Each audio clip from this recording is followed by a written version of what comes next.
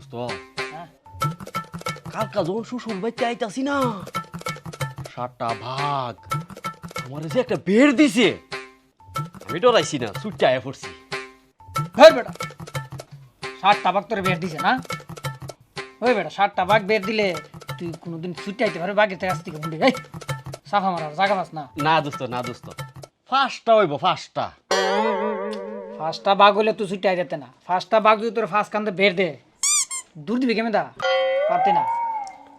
3টা তো আসিনই 3টা করে হইবই।